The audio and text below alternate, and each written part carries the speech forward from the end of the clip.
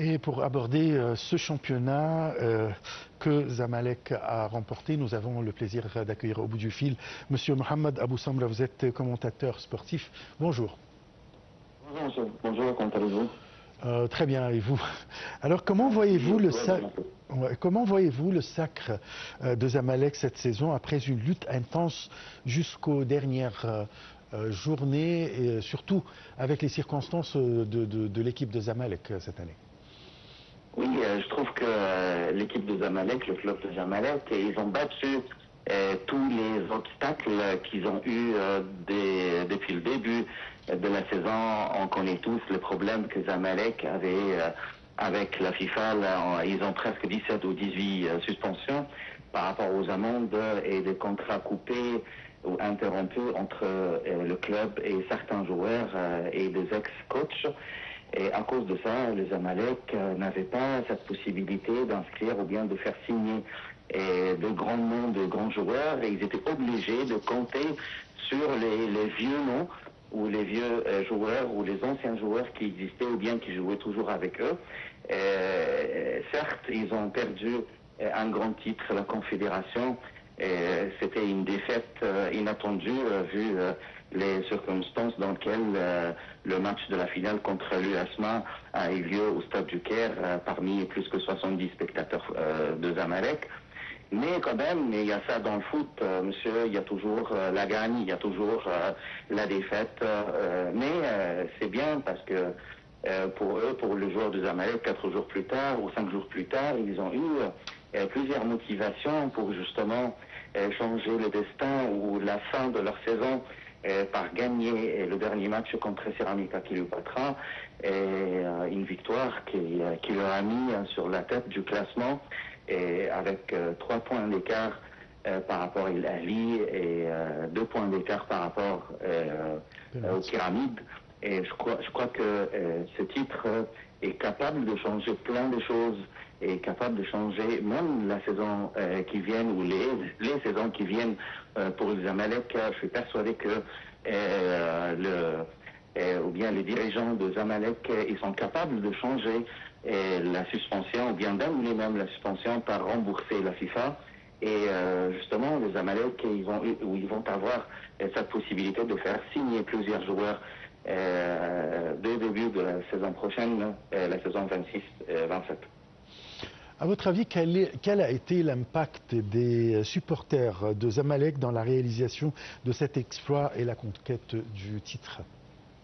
Je trouve que ça a un impact décisif, un impact, je l'appelle le premier joueur. Normalement, on appelle le supporter comme le 12e joueur sur le terrain. Mais je crois que pour le club de Zamalek, le fait d'avoir toujours pendant tous les matchs au moins 10 à 70 000 spectateurs, quelle que soit l'importance des matchs, on a vu même pendant les matchs de championnat, vous savez que pendant les matchs de championnat, le nombre des tickets sont toujours limité par cascati. C'est pour ça chaque club, ils ont juste 10 000 ou 15 000 tickets par match. Donc pendant tous les matchs, il y avait les 10 000 ou les 15 000 spectateurs. Et on a vu ça pendant la finale, il y avait presque la capacité maximale du stade du Caire, 70 ou 75 000 spectateurs. Je trouve que pour les Zamalek, c'était un impact principal pour justement la victoire ou bien le titre qui était remporté par le club à la fin de la saison. Parfait. Il y a beaucoup de compliments et de critiques en même temps pour le manager Mohamed Gamel. Alors, comment vous pouvez analyser quand même la saison ou les matchs que Mohamed Gamel a joué en tant que manager? Je trouve que Mohamed Gamel il a pris la responsabilité de ce club pendant une période décisive pour lui. Il n'était pas responsable de problèmes qui ont eu lieu avant son arrivée, bien entendu. Mohamed Gamel, c'est un coach qui a 51 ans. Il a une expérience depuis qu'il a retraité. Comme vous savez, Mohamed Gamel, il a arrêté le football avant l'âge de 28 ans à cause de sa blessure, mais il était parmi les meilleurs joueurs d'Égypte et du Zamalek, surtout quand il était junior.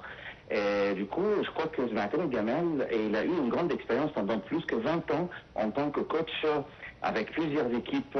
Et c'est pour ça, c'est vrai qu'il a eu pas mal de critiques pendant ce dernier match, surtout pendant la finale contre l'USMA, l'équipe algérienne. Il n'a pas eu malheureusement ce courage de pousser ce joueur, de jouer la presse jusqu'à la fin du match, ou bien d'avoir cet esprit un peu décisif ou un peu offensif pour continuer de faire la presse contre les Algériens. C'est pour ça qu'ils ont laissé la possession du bal pendant 75 ou 70% de la durée totale du match et 25% ou moins que 30% de possession de balle pour le Zamalek, chose qui n'est jamais arrivée, surtout quand tu joues la finale chez toi.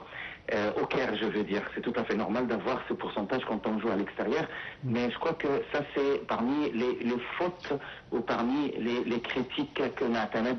Mais tu sais, en football, c'est pas seulement le coach qui est responsable. Le coach, il fait un plan, il demande les joueurs toujours d'appliquer ou de pratiquer ce plan sur le terrain.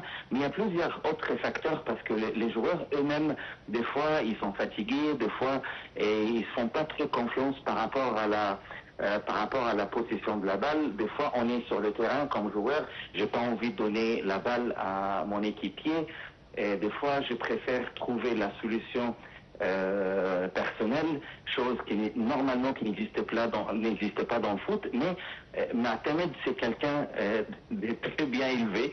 Et je crois qu'il fallait être encore plus, je ne veux pas dire agressif, mais des fois avec les joueurs égyptiens, il faut être strict, surtout pendant certains temps, pendant certains matchs.